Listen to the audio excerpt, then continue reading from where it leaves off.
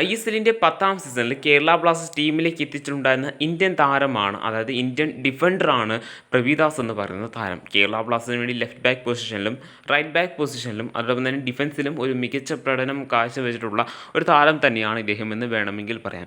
കേരള ബ്ലാസ്റ്റേഴ്സിന് വേണ്ടി ISLലെ 10ാം സീസണിലെ ആദ്യത്തെ 3-4 മത്സരങ്ങൾ താരം സ്റ്റാർട്ട് ചെയ്തിട്ടുണ്ടായിരുന്നു. ആ മത്സരങ്ങളിലൊക്കെ മികച്ച പ്രകടനം കാഴ്ചവെക്കുകയും താരം ചെയ്തിട്ടുണ്ടായിരുന്നു. എങ്കിൽ പോലും പിന്നീട് അദ്ദേഹത്തിന് പരിക്ക് സംഭവിക്കുകയും അതിനെ തുടർന്ന് ഒരു സീസൺ തന്നെ നഷ്ടമാവുകയും പിന്നീട് അദ്ദേഹത്തിന് ഫോം വീണ്ടെടുക്കാൻ സാധിക്കാതെ വരികയും അങ്ങനെ മെയിൻ 11-ൽ നിന്നും സൈഡ് ബെഞ്ചിലേക്ക് താരം മാറിയിട്ടുണ്ടായിരുന്നു. അങ്ങനെ അവസരങ്ങളൊന്നും കിട്ടാതിരുന്ന താരത്തെ കേരള ബ്ലാസ്റ്റേഴ്സ് 11ാം സീസണിൻ്റെ പകുതിയിൽ വെച്ച്, അതായത് മികാൽ സ്റ്റെയർ കോച്ചായിരുന്ന ആ ഒരു ടൈം പീരീഡിൽ കേരള ബ്ലാസ്റ്റേഴ്സിൽ നിന്നും ലോൺ അടിസ്ഥാനത്തിൽ താരത്തെ മുംബൈ സിറ്റി FCയിലേക്ക്, ISLലെ മറ്റൊരു വലിയ മികച്ച ക്ലബ്ബായിട്ടുള്ള മുംബൈ സിറ്റി FCയിലേക്ക് താരത്തെ പറഞ്ഞു വിടുന്നത്. കേരള ബ്ലാസ്റ്റേഴ്സിനും ലോൺ അടിസ്ഥാനത്തിലായതിനാൽ തന്നെ കേരള ബ്ലാസ്റ്റേഴ്സുമായിട്ട് താരത്തിന് 2026 വരെ കരാർ ഉള്ളതിനാലും താരം കേരള ബ്ലാസ്റ്റേഴ്സിലേക്ക് തിരിച്ചു വരുവാനായിട്ട് പോവുകയാണെന്ന തരത്തിലുള്ള റിപ്പോർട്ടുകളാണ് നിലവിൽ പുറത്തേക്ക് വരുന്നത്.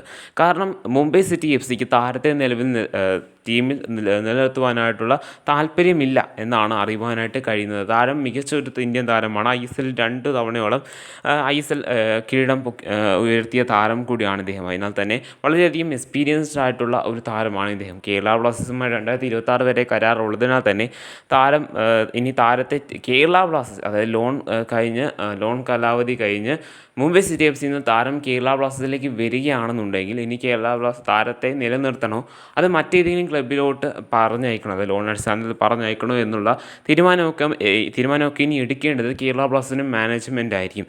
സോ താരം കേരള ബ്ലാസ്റ്റേഴ്സിലേക്ക് മടങ്ങി വരുമോ എന്നൊക്കെ നമുക്ക് കണ്ടു തന്നെ അറിയാവുന്നതാണ്.